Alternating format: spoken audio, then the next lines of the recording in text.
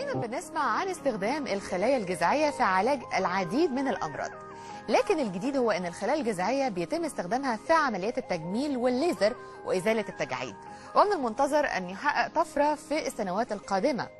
لذا قررنا ان احنا نقرب اكتر من معرفة الخلايا الجذعية وحقيقة استخدامها في مجالات التجميل، ونتعرف اكتر عن الاثار السلبية اللي ممكن تسببها يعني. بشرفنا يكون معانا الحديث النهارده عن موضوع الخلايا الجذعية دكتور ابراهيم كامل، استشاري جراحات التجميل والليزر بكلية الطب جامعة عين شمس. اهلا وسهلا بحضرتك. اهلا بيك يا فندم. كتير بنسمع عن الخلايا الجذعية، ولكن انا يعني يمكن من قراءاتي عايزه اعرف اصلا مكانها فين في الجسم الخلايا الجذعية. هي الخلايا الجذعيه اتسمت كده عشان هي دي خليه المنشأ. يعني زي الشجره كده الجذع بتاعها، فهي دي اللي بيدي السبلاي للشجره، بيبدا يدي التغذيه، بتبدا تدي التقويه. في مرحله الجنين وهو بيتكون في خلايا اللي هي الخلايا الجذعيه او ستيم سيلز بتكون موجوده في الجنين ده، بتبدا هي تتحول لخلايا مختلفه. يعني تبدا تعمل الخلايا المسؤوله عن تكوين الشعر، الخلايا المسؤوله عن تكوين النمو الجلد بشكل عام. بالظبط، وبتعمل الخلايا دي نفسها. فبتلاقي ان الخلايا مثلا الكبد هي اللي بتعملها، الخلايا بتاعت العظام هي اللي بتعملها، خلايا المخ والاعصاب هي اللي بتعملها. فبالتالي بدات الطفره دي تحصل في مجال الطب عموما، مش بس في مجال الطب جراحه التجميل، بقت موجوده في الطب. وبدا الاطباء يدرسوا القصه دي. طب الخلايا الجذعيه دي قد ما هي خليه المنشأ، يبقى احنا نقدر نعالج بيها امراض كتير جدا. صحيح. نقدر نعالج بيها امراض للكبد، امراض للسكر، امراض اورام سرطانيه. صحيح. او امراض كتير جدا. فلقينا ان في جراحه التجميل في مشاكل كتير جدا بتقابلنا نقدر نتغلب عليها عن طريق ان احنا نستخدم الخلايا الجذعيه دي. مثلا بدات الموضوع اساسا بمرضى الحروق. مرضى الحروق مشكلتهم في حاجه، ان احنا ما بنيجي يجي لنا مريض الحروق في المستشفيات تكون البشره اوريدي تاكلت، يعني حصل لها ضمور، يعني الجلد ما بقاش موجود خالص. صحيح. بنسبه كبيره جدا. في مرضى بيجوا عندهم نسبه حرق بتوصل 60-70%، بتبقى تعتبر كارثه طبيه ان هو يبقى عنده نسبه حرق 60-70%. فبالتالي بدأنا ندرس الموضوع. طب احنا ممكن نيجي نعوض ده ان احنا نعمل خلايا جذعيه ونحضر الجلد بتاع الانسان ده، فبالتالي نقدر نغطي المساحات دي. لان ربنا سبحانه وتعالى خلق الجلد عشان يحمي الجسم من الداخل عن طريق انه ما يفقدش اي سوائل او بروتين او اي حاجه ثانيه. وبالنسبه لنا احنا بقى كمان في مجال طب الجمال لجراحات التجميل، لقينا ان الخلايا الجذعيه ليها استخدامات ثانيه كتيره جدا ممكن نستخدمها. صحيح. طيب ايه المرحله العمريه اللي ممكن نستخدم فيها الخلايا الجذعيه؟ بصي، هو دلوقتي في فرع جديد من الطب كمان ظهر داخل طب الجمال في جراحات التجميل، بيسموه انتي ايجينج ميديسين، او الاسم ممكن باللغه العربيه يبقى اسمه شويه يعني طب مقاومه الشيخوخه او طب الحفاظ على الشباب. الطب دوت بقى ليه مؤتمرات في كل حته في العالم دلوقتي. يعني عايز اقول لك ان ممكن يتعمل 4-5 مؤتمرات في خلال السنه عن الموضوع ده. وبداوا يسموا القصه دي كمان ريجنراتيف سيرجري، يعني الجراحات المجدده للخلايا. كل الحاجات دي بتتعمل ليه؟ عشان نقدر نبحث اكتر وندور اكتر الخلايا دي نقدر نحصل عليها ازاي، نقدر نكتر من عددها. لان هي مش مشكله الحصول بس عليها، ان احنا عايزين نجيبها لازم نحفزها ونكتر العدد. بالزبط. الموجود اللي جوه في الجسم. بالزبط. طيب يعني يمكن كنت تساؤلي برضو عن حضرتك طبعا كدكتور تجميل بيجي لك حوادث او كده، بيحصل كسر في يمكن في عظمه الفك، وليكن حاجه في الجمجمه. حضرتك ازاي بنستخدم الخلايا الجذعيه في التوقيت ده؟ في حالات كتير زي ما انت قلتي بالظبط كده، حالات زي كسر الفك مثلا. ممكن الكسر يكون كسر بدون فقدان في العظام. يعني الكسر لو جينا حطيناه جنب بعضه وحطينا شريحه ومسامير هنلاقي ان الكسر ده بدا يلتئم. في حالات بيبقى فيها فقدان في العظام مساحه معينه. هنا كنا زمان بناخد رقعه عظميه من منطقه ثانيه زي مثلا عظام الفخذ او عظام الحوض، ناخد جزء ونبدا نحطه في المنطقه دي، نملى الفراغ ده. دلوقتي الخلايا الجذعيه التقنيات بتاعتها نقدر نخليه نحط من الخلايا الجذعيه في المنطقه ديت، فبالتالي تقدر هي تبني الخلايا العظميه في المكان ده، وبالتالي نقدر نغطي يعني الفراغ ده. بناخد يمكن عايزه بس اوضح للمشاهد العربي والمصري ازاي بنستخدمها. يعني دلوقتي مثلا زي ما حضرتك قلت ان في منطقه او سبيس مش موجوده بالظبط، فراغ. بناخد فراغ، بنقدر ازاي نكون الخلايا الجذعيه ونرجعها تاني نحطها في المكان ده؟ بنحصل على الخلايا الجذعيه مثلا ليكن عن طريق الدهون. اكتر مكان في خلايا جذعيه الدهون. هي الدهون. وعشان كده احنا في طب جراحه التجميل باقي فروع الطب بتحتاج لنا في الحكايه دي. احنا بنقدر نعمل شفط للدهون او شفط للخلايا الدهنيه، فبالتالي نقدر نسحب كميات كبيره من الخلايا الدهنيه، وبالتالي نقدر نحضر منها الخلايا الجذعيه دي. الخلايا الجذعيه ممكن ناخدها نبدا نحضرها ونحولها الى سائل نقدر نحقنه في المنطقه اللي فيها الفراغ دي، اللي فيها الفراغ العظمي دوت. أيوة. فبالتالي الفراغ العظمي ده بعد شويه يبدا يتكون ويبدا يعمل عظام في المنطقه ديت. التقنيه دي لما بتنجح او هتنجح ان شاء الله في المستقبل القريب، هي طبعا نجحت على مستوى التجارب ونجحت في بعض الحالات الاكلينيكيه. ده هيخلي باقي فروع الطب تقدر تستخدم الخلايا الجذعيه في حقنها في الاماكن اللي فيها امراض، زي مثلا زي السكر. صحيح. تتحقن في البنكرياس، في الكبد، تتحقن في الكبد. حتى كمان في مجال الاعصاب، طبعا خلايا الاعصاب ما بتتجددش، لكن لما يجي يقدر الطب يوصل لانه يحقن الخلايا الجذعيه في مثلا النخاع الشوكي، ده بيحل مشاكل كبير جدا في المستقبل. هي طبعا لسه ما حصلتش للناس اللي مثلا لا قدر الله حصل عندهم شلل او حاجه نتيجه ان النخاع الشوكي حصل فيه مشكله. فبالتالي الامل كبير قوي في ان يحصل تقنية تجديد الخلايا الجذعية. بالظبط.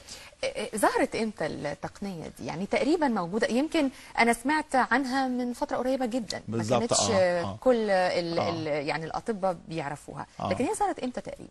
هي ظهرت الكلام عنها في خلال ال10 سنين اللي فاتت، لكن اللي حصل ان احنا في طب الجمال وجراحات التجميل احنا سبقنا قوي فيها، لان لقينا المتطلب عليها عالي قوي، ولقينا في نفس الوقت كمان ان التقنيه بالحصول عليها عن طريق التقنيات اللي احنا بنعملها طريقه تعتبر سهله لجراحين التجميل، لان زي ما قلت لحضرتك هي موجوده في الدهون. صحيح. نقدر، هي طبعا موجوده كمان في النخاع بتاع العظام، موجوده في بعض الحاجات بنقدر نحضرها من الدم، فبالتالي احنا نقدر نحصل عليها من اماكن كتير، ولقينا ان النتائج بتاعتها بتبقى كويسه قوي في الحالات اللي احنا بنستخدمها، زي مثلا الناس اللي عندهم تساقط للشعر. في حالات كتير قوي بتيجي مثلا سيدات او رجاله كمان شعرهم خفيف جدا وفي منطقه يعني الصلع او كده، نقدر نستخدم التقنيه دي لطلوع الشعر تاني. بالظبط، بس هي مش لعلاج الصلع الرجالي، هي للتقنيات تساقط الشعر نتيجه ست مثلا حملت مره او كذا مره وحصل عندها تساقط في الشعر. في ستات مثلا بترضع فبيحصل تساقط في الشعر. صحيح. بعض الحالات النفسيه، مثلا ست بتمر بحاله نفسيه سيئه، توتر او حاجه، فبنقدر نحقن الخلايا الجذعيه عشان تساعد على تجديد الشعر مره ثانيه. بعض الشباب او الولاد مثلا اثناء فتره الامتحانات بيحصل عندهم توتر فالشعر بيتساقط كتير. صحيح.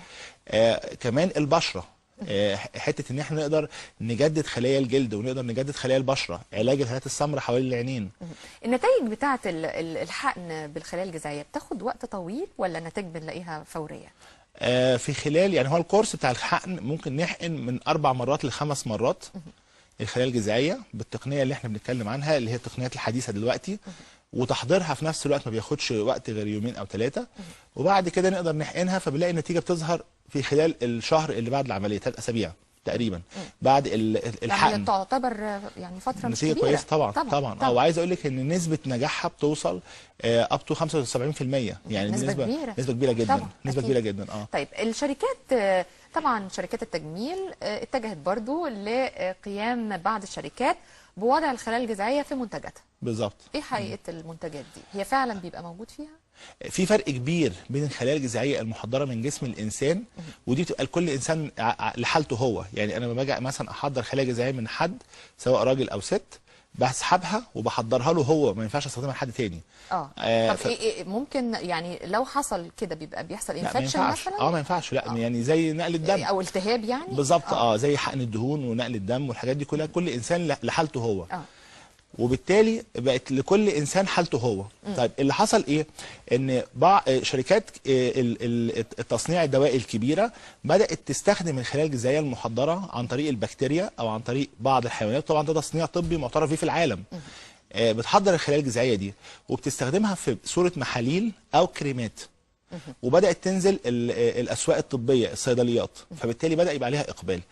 احنا دايما بنقول ايه؟ ده مكمل للعلاج بالخلايا الجذعيه، لكن مش هو ده العلاج بالخلايا الجذعيه، لان في فرق كبير جدا بين ان احنا نحقن خلايا جذعيه او نعمل التقنيه ديت لانسان محتاجها فعلا لعلاج مثلا جلد اليد. انت عارفه مثلا كان فتره طويله قبل كده كان مشكله الايدين عند الستات بالذات ان هي ما بنلاقيش ليها حل. مشكله الايدين من ناحيه مثلا النمش او يعني التجاعيد، النمش، ظهور الاورده فيها، ظهور ما بقع كانش فيها، ليها حل، كريمات او عن طريق استخدام الليزر مثلا. بس طبعا اكيد بتبقى النتائج مش بالقوه غير الحقن طبعا. بالظبط، الليزر حسنها شويه، لكن الخلايا الجذعيه عملت فيها طفره كبيره جدا. وكنا بنلاحظها كمان، حتى كمان عارفه بالنسبه للفنانات اللي هي مهتميه قوي ببشره الجلد، وبنلاقي الايد فيها مشكله، فدايما كانت الايدين تبقى باينه قوي فيها مراحل السن المتقدمه بالظبط.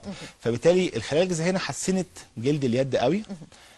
كمان حسنت الرقبه، جلد الرقبه، حسنت قوي جلد البشره.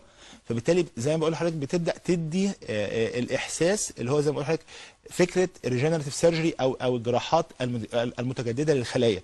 هي مش جراحات في الواقع، لكن هي تابعه لجراحه التجميل، فبالتالي اتسمت في العالم كله ريجنراتيف سيرجري بالشكل ده بالظبط. تقنيه او العلاج بالخلايا الجذعيه فعلا له طريقتين، طريقه عن طريق الحقن وطريقه علاج منزلي، يعني هل بيبقى فعلا الكلام ده؟ طب عايزين نعرف. هو العلاج بالخلايا الجذعيه لازم بيتم عن طريق الحقن بواسطه طبيب جراحه التجميل المتخصص. لكن زي ما قلنا ان في شركات ادويه نزلت الخلايا الجذعيه في صوره محاليل او كريمات. دي مش علاجات بقدر ما هي العنايه بالبشره، زي فكره معجون السنان انه بيعتني بالاسنان لكن مش بيعالج مشاكل الاسنان.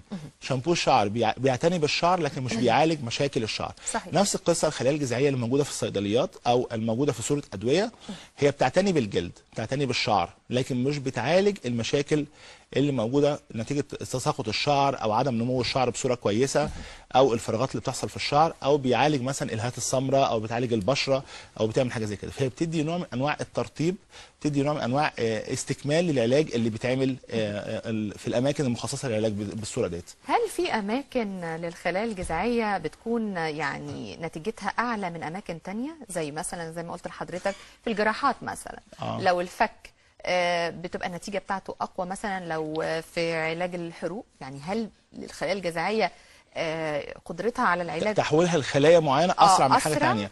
بصي اتعمل فيها ابحاث كتير لسه، ودي لسه تحت الدراسه، لكن الواضح جدا لغايه دلوقتي ان الخلايا الجذعيه بتقدر تتحول لخلايا كتير جدا في جسم الانسان. احنا بالنسبه لنا في مجال جراحه التجميل اهتمينا بالخلايا العصبيه وخلايا الجلد وخلايا العظام وخلايا الشعر، فلقينا ان هي بتتحول فعلا بصوره كبيره جدا تماما تحت الميكروسكوب، بنلاقيها انها اتحولت بصوره كبيره جدا للخلايا الجديده اللي احنا بنتكلم عنها. برضو سؤال يمكن أكيد المشاهدين كتير هيسألوه، لو عندي ابني حصل له مثلا زي ما حضرتك بتقول تساقط للشعر نتيجة الثانوية العامة، نتيجة أي سبب قهري زي ما بيقولوا، هل الخلايا الجذعية في التوقيت ده بيكون خطر عليه أو بيكون تمام بالنسبة له؟ يعني المرحلة العمرية وخصوصا لما تكون صغيره كمان، يعني مش شرط الثانويه العامه، يعني ممكن يبقى من 5 سنين 6 سنين بيحصل اي حاجه، هل ممكن برضو الخلايا الجذعيه بتكون مفيده في الحالات دي؟ مفيش موانع خالص استخدام الخلايا الجذعيه في اي مرحله عمريه، لكن دايما بنقول مثلا علاج تساقط الشعر ده يبدا التعامل معاه بعد مرحله البلوغ.